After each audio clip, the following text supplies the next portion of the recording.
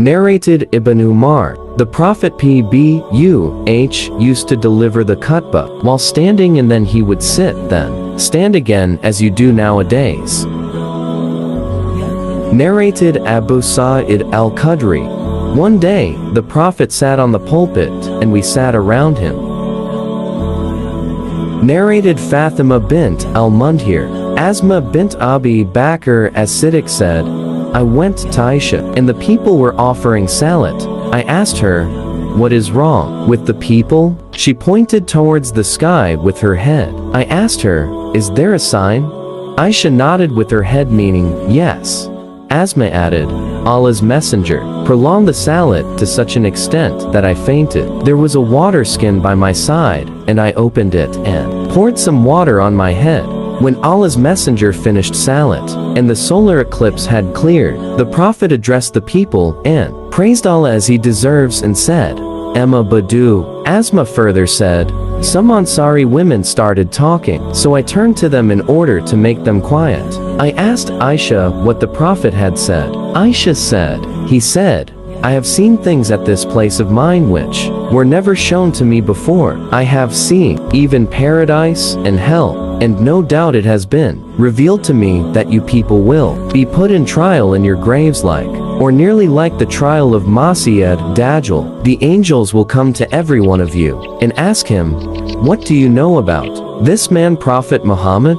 The faithful believer or firm believer Hisham was in doubt which word the Prophet used. Will say, he is Allah's messenger and he is Muhammad who came to us with clear evidences and guidance. So we believed him, accepted his teachings and followed and trusted his teaching. Then the angels will tell him to sleep in peace as they have come to know that he was a believer. But the hypocrite or a doubtful person, Hisham is not sure as to which word the Prophet used, will be asked what he knew about this man, Prophet Muhammad. He will say, I do not know, but I heard the people saying something about him, so I said the same. Hisham added, Fatima told me that she remembered that narration completely by heart, except that she said about the hypocrite or a doubtful person that he will be punished severely. Narrated Amr bin Taglib, some property or something was brought to Allah's Messenger, and he distributed it. He gave to some men and ignored the others. Later he got the news of his being admonished by those whom he had ignored. So he glorified and praised Allah and said, Emma Badu, by Allah, I may give to a man and ignore another, although the one whom I ignore is more beloved to me than the one whom I give. But I give to some people as I feel that they have no patience and no contentment in their hearts, and I leave those who are patient and self-content with the goodness and wealth which Allah has put into their hearts. And Amr bin Taglib is one of them. Amr added, by Allah, those words of Allah's apostle are more beloved to me than the best red camels.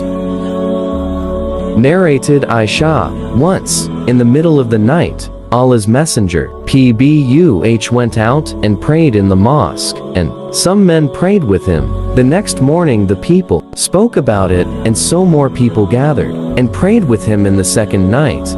They circulated the news in the morning, and so, on the third night, the number of people increased greatly. Allah's Messenger PBUH came out, and they prayed behind him. On the fourth night, the mosque was overwhelmed by the people till it could not accommodate them. Allah's Messenger came out only for the Fajr prayer, and when he finished the prayer, he faced the people and recited, Tashahhud, I testify that none has the right to be worshipped but Allah, and that Muhammad is his apostle, and then said, Amma Badu, verily your presence in the mosque at night was not hidden from me, but I was afraid that this prayer of Tahajjud might be made compulsory, and you might not be able to carry it out. Narrated Abu Humayd as-Sa'idi, one night Allah's Messenger PBUH stood up after the prayer and recited Tashahhud, and then praised Allah as he deserved and said, Amma Badu. Narrated Al-Miswar bin Makrama, once Allah's Messenger got up for delivering the khutbah, and I heard him, after Tashahhud, saying, Amma Badu. Narrated Ibn Abbas. Once the Prophet ascended the pulpit, and it was the last gathering in which he took part. He was covering his shoulder with a big cloak, and binding his head with an oily bandage. He glorified and praised Allah and said, "O people, come to me." So the people came and gathered around him, and he then said, "Amma Badu, from now onward the Ansar will decrease and other people will increase. So anybody who becomes a ruler of the followers of Muhammad and has the power to harm or benefit people, then he should accept the good from the benevolent amongst them Ansar and overlook the faults of their wrongdoers." Narrated Abdullah ibn Umar. The Prophet used to deliver two khutbahs and sit in between them. Narrated Abu Huraira. The Prophet said, "When it is a Friday, the angels stand at the gate of the mosque and keep on writing the names of the persons coming to the mosque in succession, according to their arrivals. The example of the one who enters the mosque in the earliest hour is that of one offering a camel in sacrifice. The one coming next is like one offering a cow and then a ram and then a chicken and then an egg respectively. When the imam comes out for Jumu'ah prayer, the angels fold their papers and listen to the khutbah." Narrated Jabir bin Abdullah. A person entered the mosque while the Prophet was delivering the khutbah on a Friday. The Prophet said to him, "Have you prayed?" The man replied in the negative. The Prophet said, "Get up and pray 2 rakat."